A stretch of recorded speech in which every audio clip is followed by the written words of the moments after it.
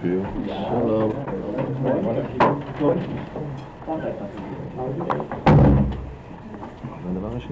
evening. I would like to explain what has been done today in the Knesset. As you should be aware, the government of Israel is a coalition government. No one party has got a majority in the Knesset to have a government based on the members of its own. And this has happened since Israel gained its independence. As a result of it, one of the essential factors in the capability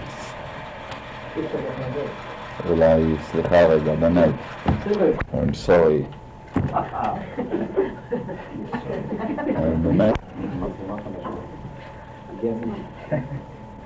Therefore, one of the basic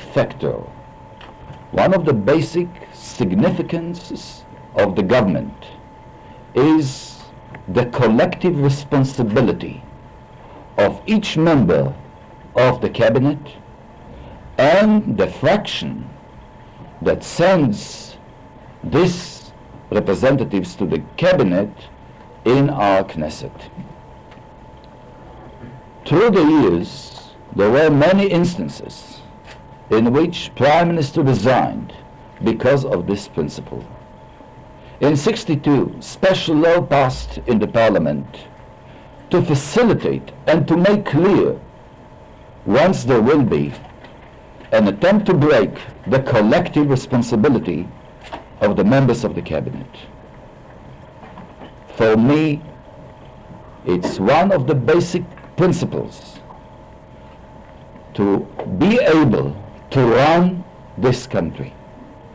I believe any breach of the collective responsibility in the critical times that Israel faces today is unacceptable and would prevent effective government.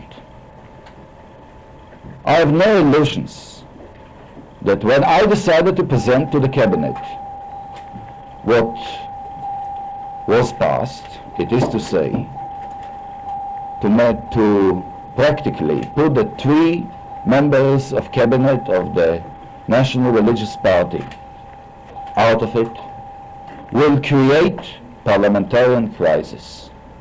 But I felt that this is a principle that no one can make any compromise in dealing with it. As a result of it, we have got now a government that controls only minority in our parliament, in the Knesset, 57 seats out of 120. I believe that as a result of it, basic policies that this government has adopted, the fields of our attitude towards the political process, and our security in the domestic affairs, will be continued unchanged as long as this government will be in power. And there should be no illusions about this position of this government.